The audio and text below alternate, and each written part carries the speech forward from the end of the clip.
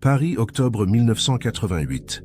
Un homme quitte l'aéroport d'Orly après un vol de routine. Il téléphone à sa femme, prend un taxi, traverse une partie de la capitale, puis plus rien. Ni trace, ni corps, ni indice. Comme s'il s'était évaporé entre deux feux rouges. Pendant 34 ans, personne n'a su expliquer ce qui s'était vraiment passé. Jusqu'à ce qu'un badge oublié dans un carton poussiéreux fasse ressurgir une vérité enfouie depuis des décennies. Ce badge, déposé anonymement le lendemain de la disparition, n'avait jamais été rattaché au dossier. Il portait le nom de Marc Delcourt, 41 ans, cadre dans une société d'import-export. Un homme ordinaire, sans histoire, sans ennemi connu. Mais ce petit rectangle de plastique allait révéler un détail que personne n'avait vu venir. Un détail qui change tout. Cette affaire ne ressemble à aucune autre. Pas de violence apparente, pas de fuite organisée, pas de crise conjugale. Juste un homme qui rentre chez lui après un déplacement professionnel et qui ne franchit jamais la porte de son immeuble. Ce soir-là, Marc Delcourt a disparu dans une ville de plusieurs millions d'habitants. Et pendant plus de 3 décennies, personne n'a compris comment c'était possible. Marc Delcourt vit à Paris depuis une dizaine d'années. Il occupe un poste stable dans une entreprise de commerce international spécialisée dans les équipements industriels. Marié, père de 2 enfants encore jeunes, il mène une vie rangée, rythmée par des déplacements fréquents en Europe. Rien dans son comportement récent ne laisse présager un départ volontaire ou une crise personnelle. Sa femme et ses collègues décrivent un homme fiable, discret, parfois fatigué, mais jamais inquiet. Le 18 octobre 1988, Marc prend un vol Milan-Paris en fin d'après-midi. C'est un trajet qu'il effectue plusieurs fois par an. Il emporte avec lui une mallette contenant quelques documents professionnels, rien de confidentiel selon l'entreprise. L'avion atterrit à Orly à 18h20. Marc franchit le contrôle des passeports sans encombre, récupère sa valise et passe un coup de fil depuis une cabine publique du terminal. Sa femme décroche. Il lui dit qu'il vient d'atterrir et qu'il sera là dans une vingtaine de minutes. Le ton est calme, habituel, rien d'anormal. Elle raccroche en pensant le voir arriver bientôt. C'est la dernière fois qu'elle entend sa voix. Marc quitte ensuite l'aéroport par la sortie principale, monte dans un taxi de la file officielle et donne l'adresse de son domicile, avenue Émile Zola, dans le 15e arrondissement. Le chauffeur de taxi sera interrogé quelques jours plus tard. Il se souvient d'un client sans particularité, silencieux, qui n'a rien demandé d'inhabituel. Le trajet dure environ 30 minutes. Marc descend à quelques centaines de mètres de son immeuble, règle la course, récupère sa valise et s'éloigne à pied. Le taxi repart. C'est la dernière image confirmée de Marc Delcourt. Après cela, plus personne ne le voit, ne l'entend, ne le croise. Si cette histoire vous intrigue, abonnez-vous pour ne manquer aucune affaire. Activez la cloche, likez cette vidéo et dites-nous en commentaire d'où vous nous regardez et à quelle heure. Ça nous aide énormément et ça nous permet de savoir où vous êtes dans le monde. Le soir même, la femme de Marc commence à s'inquiéter. 20 heures passent, puis 21 heures. Aucun signe de lui. Elle appelle plusieurs fois sur le fixe, sans réponse. Elle contacte des proches, puis finit par téléphoner à la police locale. On lui conseille d'attendre encore un peu. Les disparitions d'adultes ne sont généralement signalées qu'après 24 ou 48 heures. Mais elle insiste. Son mari n'est pas du genre à disparaître sans prévenir. Il devait être là depuis longtemps. Le lendemain matin, un signalement officiel est enregistré. La brigade territoriale du 15e arrondissement prend le dossier en main. Les premières vérifications montrent que Marc n'a pas utilisé sa carte bancaire, qu'aucun retrait n'a été effectué depuis son retour, qu'aucun appel n'a été passé depuis son domicile ou depuis un téléphone public identifié. Son appartement est intact. Aucun signe de départ précipité, aucune valise manquante, aucun mot laissé. Les enquêteurs interrogent rapidement le chauffeur de taxi. Celui-ci confirme avoir déposé un client correspondant à la description de Marc avenue Émile Zola, non loin de l'intersection avec la rue de la Convention. Il n'a rien remarqué d'anormal. Pas de véhicule suspect, pas de personne attendant sur le trottoir, pas d'échange verbal particulier. Marc est descendu, a payé, a pris sa valise et s'est dirigé vers l'est en direction de son immeuble situé à environ 300 mètres. Les services techniques vérifient les relevés téléphoniques. Le dernier appel passé par Marc est bien celui depuis la cabine d'Orly. Aucune autre communication n'est enregistrée après. Les cartes de crédit restent inutilisées. Son compte bancaire ne bouge pas. Aucun prélèvement automatique anormal, aucun chèque encaissé. Marc Delcourt n'a laissé aucune trace numérique, aucune empreinte administrative ou financière depuis ce soir-là. L'enquête de voisinage commence dans les jours qui suivent. Les résidents de l'avenue Émile Zola et des rues adjacentes sont interrogés. Personne n'a vu Marc rentrer chez lui ce soir-là. Personne n'a remarqué un individu correspondant à son signalement entre 19h30 et 20h. Pas de cris, pas de bruit suspect, pas de véhicule arrêté brutalement. Rien. C'est comme si Marc avait disparu en pleine rue, sans témoin, sans altercation, sans violence apparente. Les collègues de Marc sont également entendus. Tous décrivent un homme sérieux, ponctuel, parfois fatigué par les déplacements professionnels, mais sans problème majeur. Aucun conflit au travail, aucune tension avec la direction, aucune dette connue. Marc n'a pas d'ennemi déclaré, pas de relation extra-conjugale avérée, pas de double vie apparente. Son employeur confirme que le déplacement à Milan était strictement professionnel et que rien d'inhabituel n'a été signalé lors de ce voyage. La piste de la disparition volontaire est rapidement écartée. Marc n'a laissé aucun message, n'a fait aucun retrait d'argent préalable, n'a vendu aucun bien, n'a liquidé aucun compte. Sa famille affirme qu'il n'avait aucune raison de fuir, aucun signe de dépression, aucune menace extérieure connue, aucun projet de départ évoqué. Les enquêteurs explorent malgré tout cette possibilité, mais rien ne vient l'étayer. Tous les proches sont formels. Marc n'avait aucune intention de disparaître. Les premières semaines d'enquête aboutissent à une impasse totale. Aucune piste solide ne se dessine. Les hypothèses s'accumulent sans jamais se confirmer. Enlèvement? Mais pourquoi aucune demande de rançon n'a été formulée? Accident? Mais où serait le corps? Crime passionnel? Mais aucun mobile n'apparaît. Règlement de compte? Mais Marc n'a aucun lien avec des milieux à risque. Chaque scénario se heurte à un mur. Les mois passent. L'affaire perd de son intensité médiatique. La famille continue de chercher, de solliciter les autorités, de plaçarder des avis de recherche. Mais les résultats restent nuls. Aucun appel pertinent, aucune nouvelle piste exploitable. Marc Delcourt est devenu un fantôme administratif, une présence qui s'efface lentement des registres, des mémoires, des conversations. En 1989, le dossier est classé sans suite. Disparition inexpliquée. Aucun élément probant pour relancer l'enquête. Les années s'écoulent. La femme de Marc refait peu à peu sa vie. Les enfants grandissent avec cette absence inexpliquée.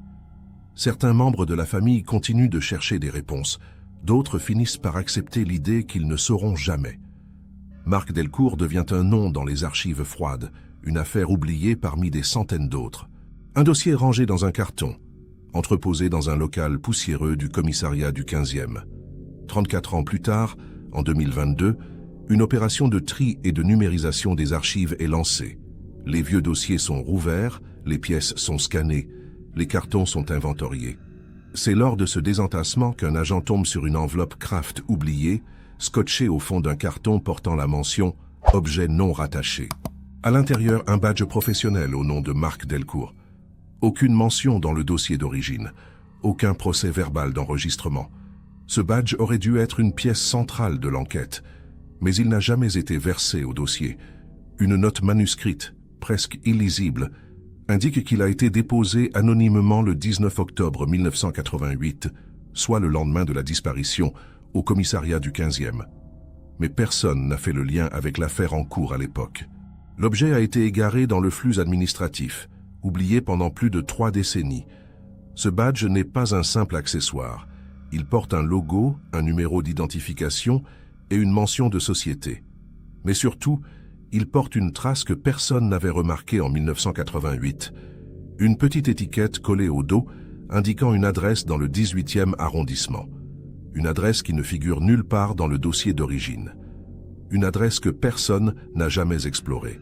La découverte du badge relance immédiatement l'affaire. Un nouveau groupe d'enquêteurs se penche sur le dossier.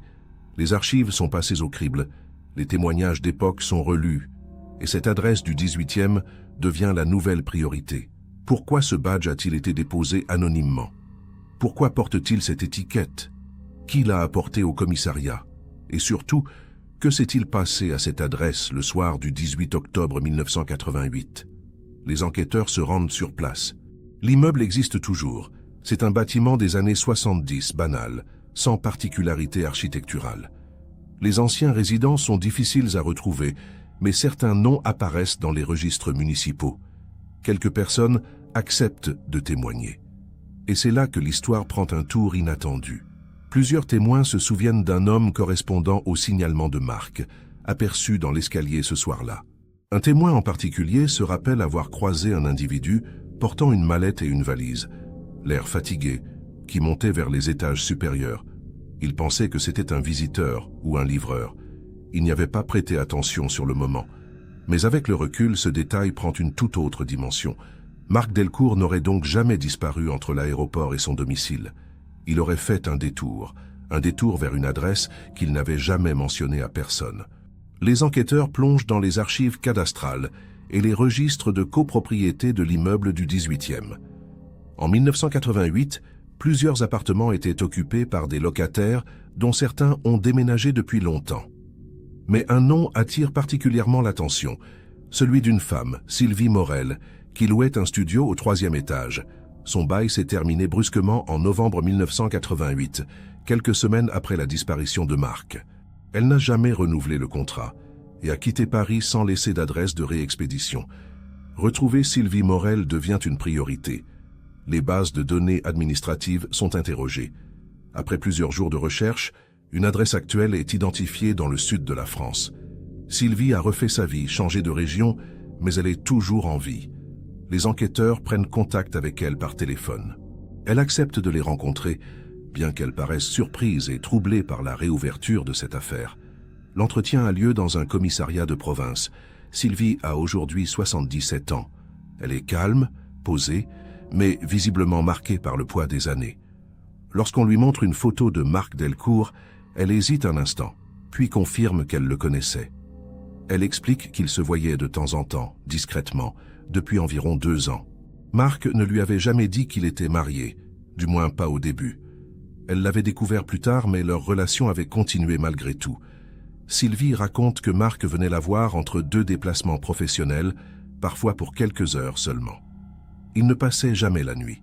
Il arrivait souvent en fin de journée, restait un moment, puis repartait. Elle savait qu'il menait une double vie, mais elle avait fini par accepter la situation. Elle ne posait pas de questions. Marc était discret, attentionné, mais distant. Il ne parlait jamais de sa famille, de ses projets, de ses soucis. Le soir du 18 octobre 1988, Marc est effectivement venu chez elle. Il était arrivé vers 19h45, peu après avoir quitté le taxi avenue Émile Zola. Il avait sa valise et sa mallette. Il paraissait fatigué, préoccupé. Sylvie se souvient qu'il n'a presque rien dit en arrivant.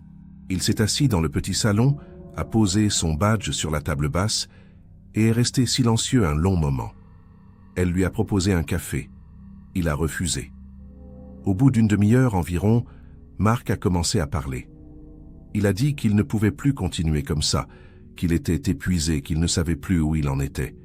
Il n'a pas mentionné de menaces précises, pas de problèmes professionnels graves, pas de conflit familial ouvert. Juste une lassitude profonde, un sentiment d'impasse. Sylvie a tenté de le rassurer, de le calmer, mais Marc semblait déjà ailleurs. Il a fini par se lever et dire qu'il devait partir. Sylvie pensait qu'il rentrait chez lui, mais Marc a pris sa valise, laissé son badge sur la table et est sorti de l'appartement sans rien ajouter. Elle ne l'a jamais revu. Le lendemain matin, en voyant le badge encore là, elle a compris que quelque chose n'allait pas. Elle a attendu toute la journée, espérant qu'il reviendrait le chercher. Mais personne n'est venu. Alors, prise de panique, elle a décidé de déposer le badge anonymement au commissariat du 15e, pensant que cela pourrait aider s'il lui était arrivé quelque chose. Sylvie explique qu'elle n'a jamais osé se manifester ensuite. Elle avait peur d'être impliquée, peur que la famille de Marc découvre leur relation, peur d'être accusée de quelque chose qu'elle n'avait pas fait. Elle a préféré se taire, déménager, effacer toute trace de cette période. Elle affirme ne rien savoir de ce qui est arrivé à Marc après qu'il a quitté son appartement ce soir-là. Elle ignorait même qu'il avait disparu jusqu'à ce que les enquêteurs la contactent en 2022. Ce témoignage ouvre une nouvelle brèche dans l'enquête. Marc n'a donc pas disparu entre le taxi et son domicile. Il a fait un détour volontaire vers un lieu que personne ne connaissait. Il a passé une demi-heure chez Sylvie, a laissé son badge et est reparti dans un état troublé. Mais où est-il allé ensuite? A-t-il tenté de rentrer chez lui? A-t-il pris une autre direction? A-t-il croisé quelqu'un? A-t-il été victime d'un accident, d'une agression, d'un malaise? Les enquêteurs reconstituent le trajet possible de Marc après avoir quitté l'appartement de Sylvie. Le 18e arrondissement n'est pas très éloigné du 15e, mais il faut traverser plusieurs quartiers, prendre le métro ou marcher longuement. Aucun témoin n'a signalé avoir vu Marc dans les transports en commun ce soir-là. Aucun chauffeur de taxi n'a retrouvé de traces d'une course correspondante. Marc semble s'être volatilisé une seconde fois, cette fois-ci après avoir quitté Sylvie. Les hypothèses se multiplient à nouveau. Marc a-t-il décidé de partir définitivement, profitant de ce détour pour organiser sa disparition? Peu probable, puisqu'il n'avait rien préparé, aucun argent liquide en quantité, aucun plan apparent. A-t-il été victime d'une rencontre malencontreuse dans la rue? Possible, mais là encore, aucun témoignage, aucun corps retrouvé, aucune trace. A-t-il eu un malaise, un accident non signalé? Les hôpitaux et les services d'urgence n'ont enregistré aucun patient correspondant. Une autre piste est explorée. Marc aurait-il pu se rendre dans un hôtel, une gare, un lieu de passage où il aurait pu être pris en charge sans laisser de traces officielles? Les enquêteurs épluchent les registres des hôtels parisiens de l'époque, mais rien ne correspond. Les gares ne conservent plus d'archives exploitables de cette période. Les caméras de surveillance n'existaient presque pas en 1988, du moins pas dans les quartiers résidentiels. Marc a disparu dans une époque où la traçabilité numérique était encore très limitée.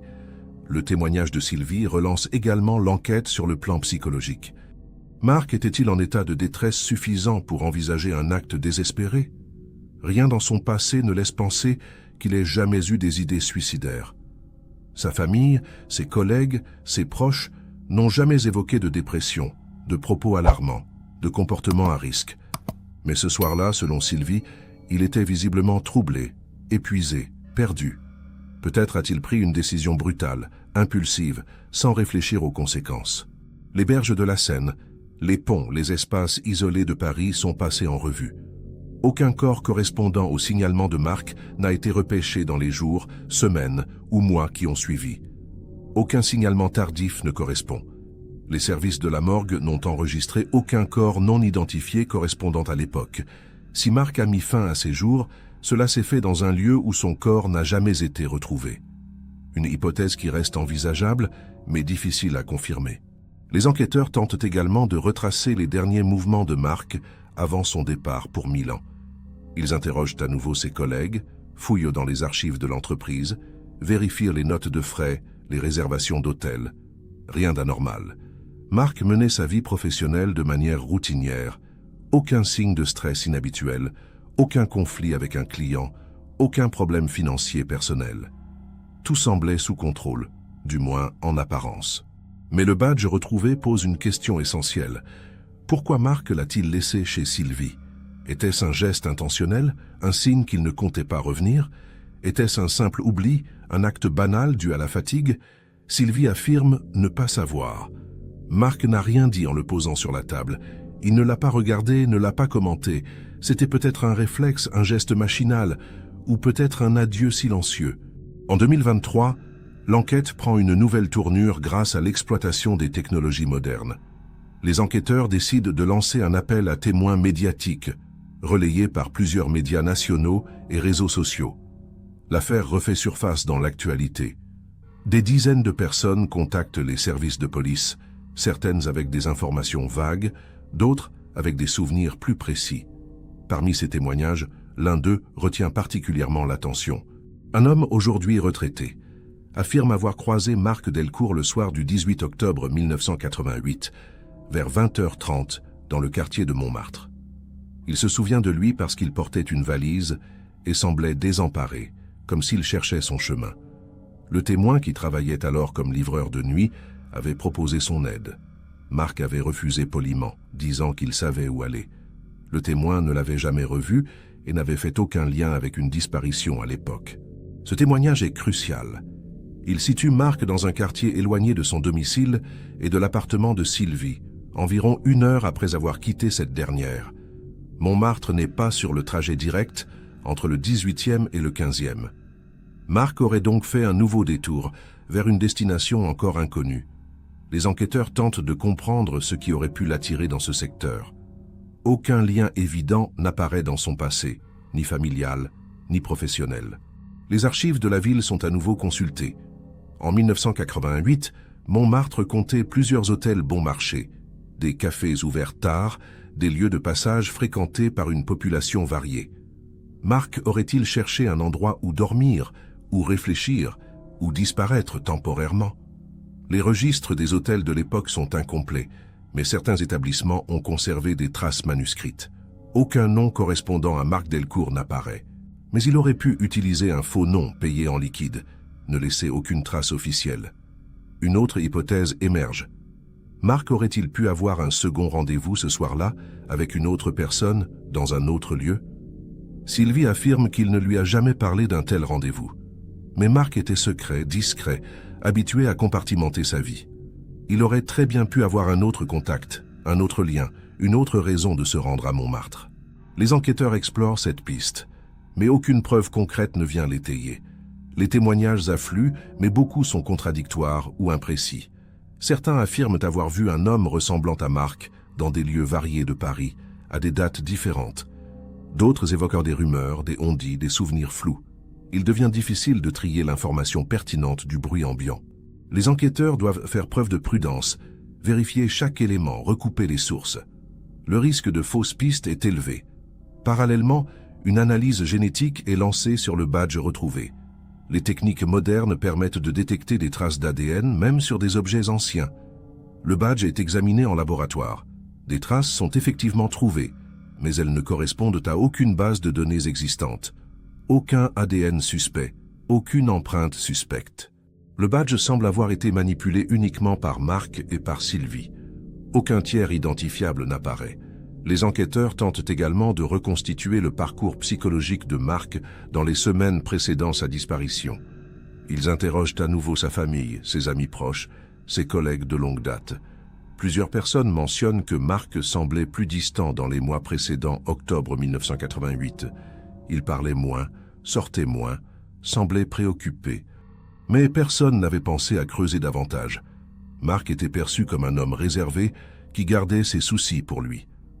Un ancien collègue révèle que Marc avait évoqué, quelques semaines avant sa disparition, l'idée de tout recommencer ailleurs, de changer de vie, de partir loin. Il avait dit cela sur le ton de la blague, sans insister. Personne n'y avait vraiment prêté attention. Mais avec le recul, ce propos prend une toute autre dimension. Marc envisageait-il réellement de fuir, de rompre avec son quotidien, de tout abandonner? Ou était-ce simplement une lassitude passagère exprimée dans un moment de fatigue? Les relevés bancaires de Marc sont réexaminés sur plusieurs mois avant la disparition. Aucun retrait anormal, aucune transaction suspecte, aucun achat inhabituel. Marc vivait de manière ordinaire, sans dépenses excessives, sans signe de préparation d'un départ. Aucun billet d'avion ou de train acheté à l'avance. Aucun compte ouvert à l'étranger, aucun mouvement d'argent significatif. Si Marc a voulu disparaître, il ne l'a pas planifié financièrement. Les services fiscaux et sociaux sont également consultés. Aucune demande de carte d'identité ou de passeport n'a été formulée par Marc après octobre 1988. Aucun changement de domicile enregistré, aucune démarche administrative connue. Marc Delcourt n'existe plus administrativement après cette date. Il est devenu un fantôme, un nom sans existence légale, sans trace, sans présence. Une situation rarissime qui alimente toutes les hypothèses. Les enquêteurs explorent également la piste d'un éventuel réseau, d'une organisation, d'un groupe qui aurait pu faire disparaître Marc. Mais aucun élément ne va dans ce sens. Marc n'avait pas d'activité illégale connue, pas de dette envers des créanciers dangereux, pas de lien avec des milieux criminels. Il menait une vie banale, sans danger apparent. L'hypothèse d'un enlèvement ciblé paraît peu crédible. Une autre possibilité est envisagée. Marc aurait-il pu être victime d'une agression opportuniste, d'un vol qui aurait mal tourné? Paris, en 1988, connaissait des zones où la sécurité était moins assurée qu'aujourd'hui. Certains quartiers, certaines rues, certains passages étaient réputés dangereux la nuit. Marc, seul, avec une valise, aurait pu être une cible facile. Mais là encore, aucun corps, Aucun signalement, aucune trace.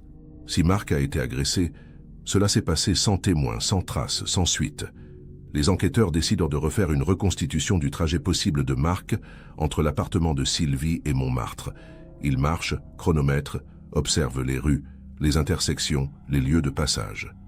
Ils tentent de comprendre ce qui aurait pu se passer. Mais 34 ans plus tard, Paris a changé. Certains immeubles ont été rénovés, certaines rues ont été modifiées, certains commerces ont disparu. Il devient difficile de reconstituer fidèlement l'environnement de 1988. Malgré tous ces efforts, l'enquête piétine à nouveau. Chaque piste ouvre de nouvelles questions, mais aucune ne débouche sur une réponse définitive. Mark Delcourt reste un mystère. Un homme qui a disparu entre deux mondes, entre deux vies, entre deux moments. Un homme qui a laissé derrière lui une femme, des enfants, des proches, et une absence qui pèse encore aujourd'hui. Les enquêteurs ne baissent pas les bras. Ils continuent de creuser, de vérifier et de recouper. Ils savent que la vérité est quelque part enfouie dans un détail, dans un témoignage oublié, dans une pièce manquante du puzzle.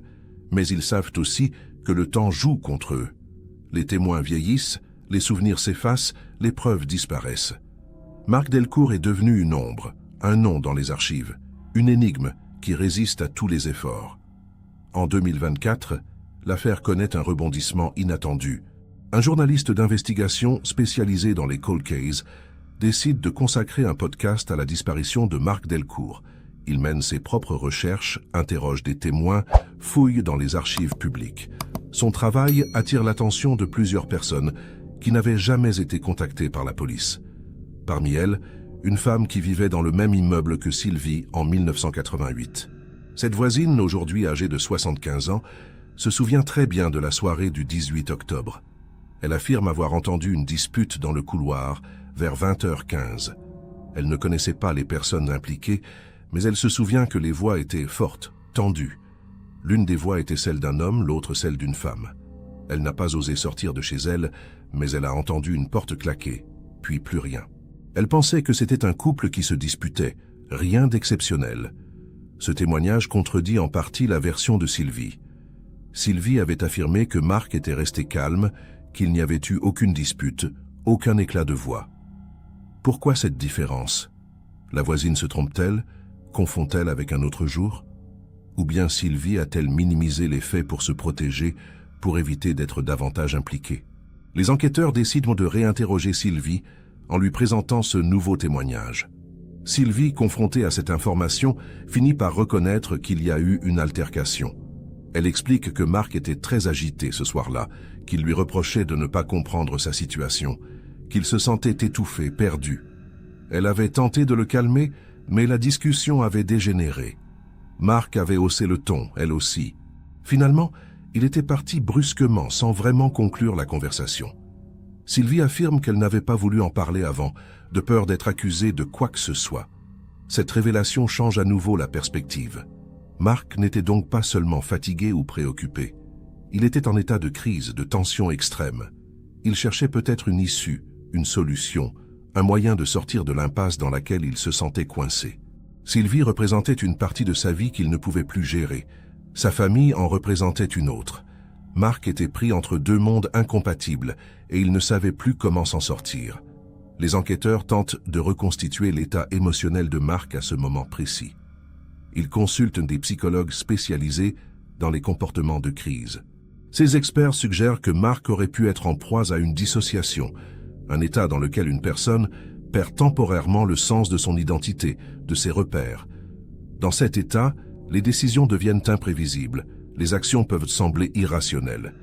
Mark aurait pu errer sans but, sans plan, sans destination claire. Cette hypothèse expliquerait pourquoi Mark a été vu à Montmartre, loin de tout lieu logique pour lui.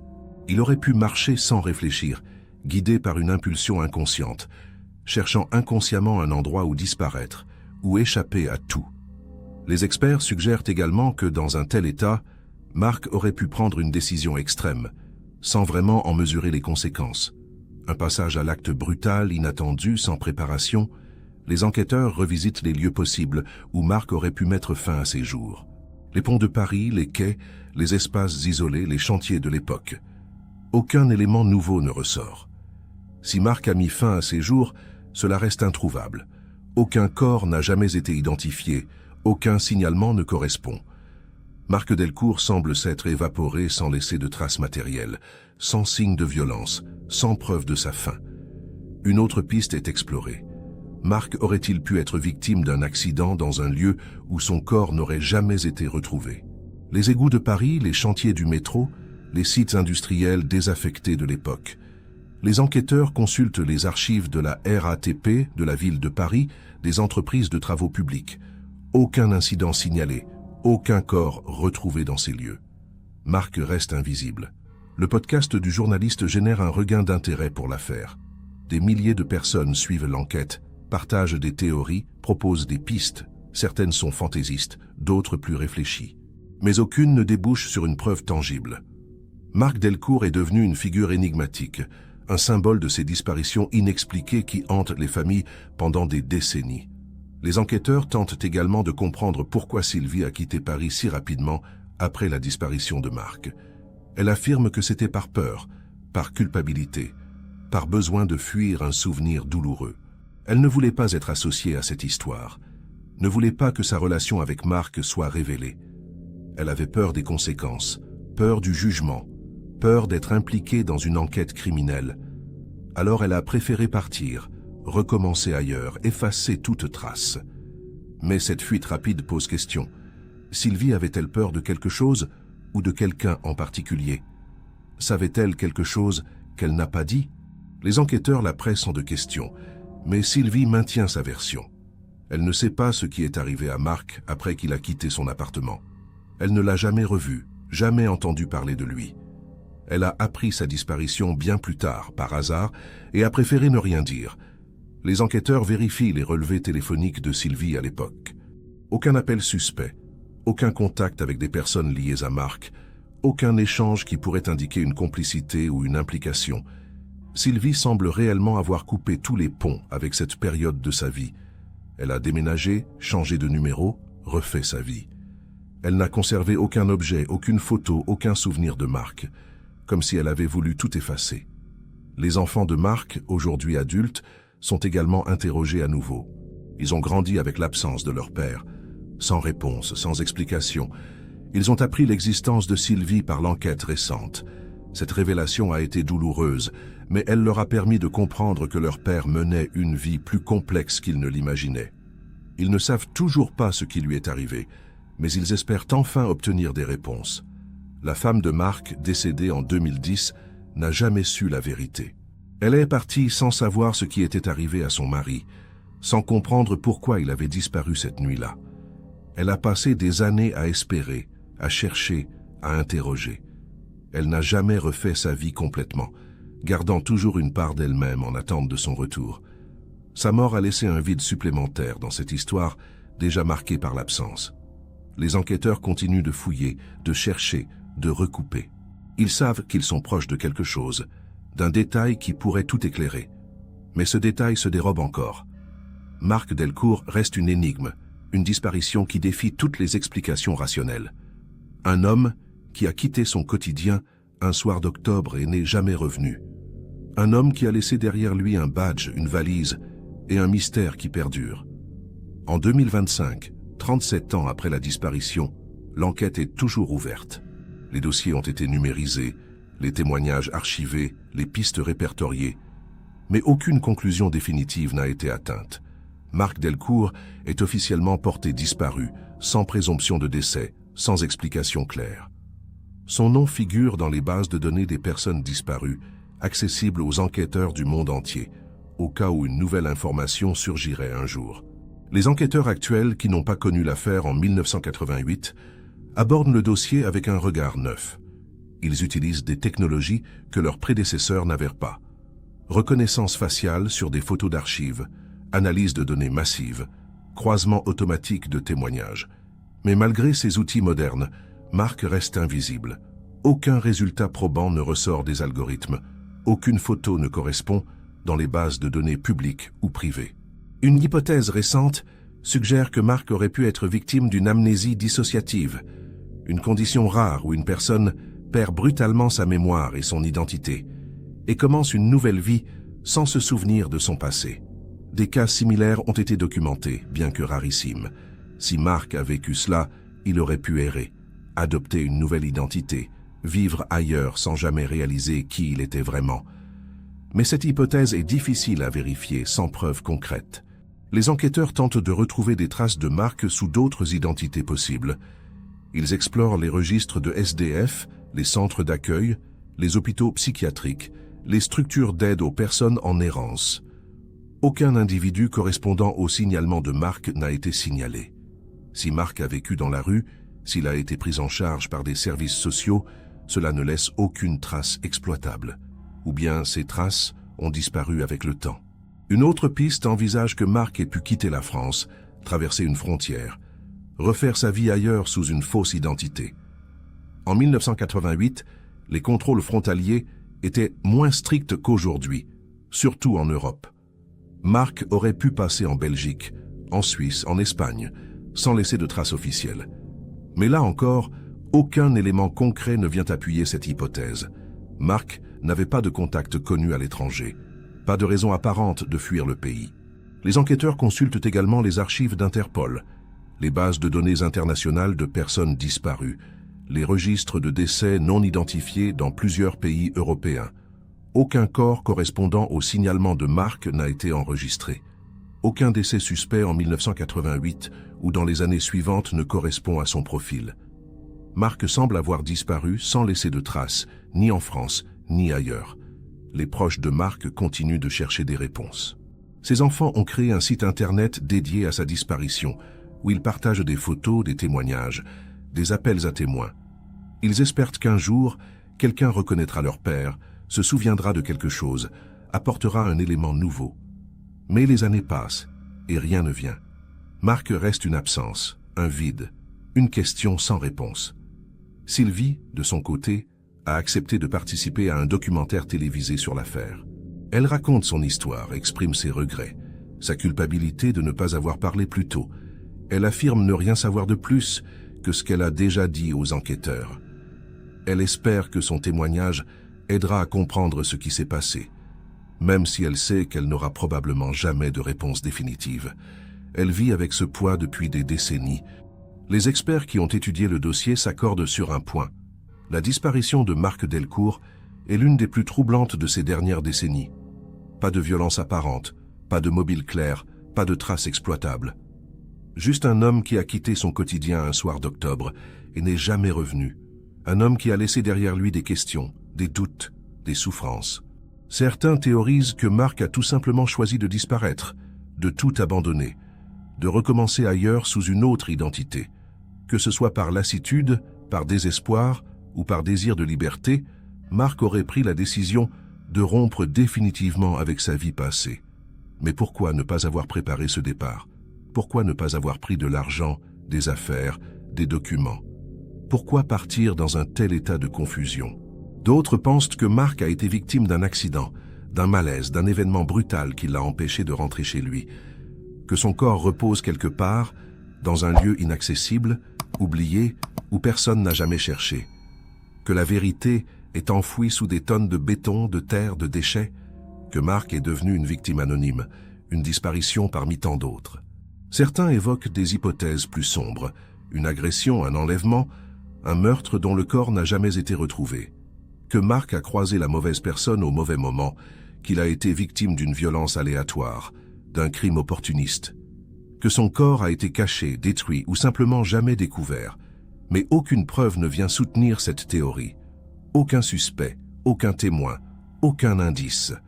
Les enquêteurs admettent qu'ils n'ont pas toutes les réponses, qu'il existe probablement une pièce manquante, un détail oublié, un témoignage non recueilli qui pourrait tout éclairer. Mais après 37 ans, les chances de retrouver cette pièce diminuent chaque jour. Les témoins disparaissent, les souvenirs s'effacent, les preuves se perdent. Mark Delcourt devient peu à peu une légende urbaine, une histoire racontée, une énigme qui restera peut-être à jamais irrésolue. Pourtant, l'enquête reste ouverte. Les enquêteurs continuent de recevoir des appels, des mails, des messages de personnes qui pensent avoir une information. Chaque piste est vérifiée, Chaque témoignage est analysé. On ne sait jamais. Peut-être qu'un jour, un détail surgira. Une photo retrouvée, un témoignage tardif, un aveu surprenant. Quelque chose qui permettra enfin de comprendre ce qui est arrivé à Marc Delcourt ce soir d'octobre 1988. En attendant, Marc reste un mystère. Un homme qui a disparu entre deux vies, entre deux mondes, entre deux instants. Un homme qui a laissé derrière lui une famille, des proches, et une absence qui pèse encore aujourd'hui. Un homme dont le destin reste suspendu, quelque part entre la vie et la mort, entre l'oubli et la mémoire. Les enfants de Marc continuent de vivre avec cette incertitude. Ils ont grandi sans père, sans explication, sans réponse. Ils ont appris à vivre avec le vide, avec les questions, avec l'absence. Mais ils n'ont jamais cessé de chercher. Ils n'ont jamais cessé d'espérer qu'un jour ils sauront, qu'un jour ils pourront enfin tourner la page, qu'un jour l'énigme Marc Delcourt sera résolue. Mais pour l'instant, ce jour n'est pas arrivé. Marc Delcourt reste une disparition inexpliquée. Un cold case qui défie toutes les tentatives de résolution. Un homme qui a quitté son quotidien un soir d'octobre et n'est jamais revenu. Un homme dont le destin reste à jamais incertain. L'affaire Marc Delcourt illustre à quel point certaines disparitions peuvent défier toute logique, toute explication rationnelle. Un homme ordinaire, sans ennemi connu, sans problème apparent, disparaît en pleine ville sans laisser de traces. 37 ans plus tard, malgré tous les efforts, toutes les technologies, tous les témoignages, la vérité reste hors de portée. Marc est devenu une ombre, un nom dans les archives, une question sans réponse. Ce badge retrouvé en 2022 a permis de relancer l'enquête, de découvrir une partie cachée de la vie de Marc, de comprendre un peu mieux son état d'esprit ce soir-là. Mais il n'a pas suffi à résoudre le mystère. Marc Delcourt reste introuvable, absent, disparu. Quelque part entre Paris et l'inconnu, il a quitté le monde visible sans laisser de traces. Et peut-être ne le retrouvera-t-on jamais. Cette affaire rappelle que certaines énigmes résistent au temps, aux enquêtes, aux technologies. Que certaines vérités restent enfouies, inaccessibles, cachées dans les replis de l'histoire. Marc Delcourt est l'une de ces énigmes, un homme qui a disparu un soir d'octobre 1988 et dont le destin reste à jamais incertain. Une histoire sans fin, une question sans réponse, un mystère qui continuera de hanter ceux qui cherchent la vérité.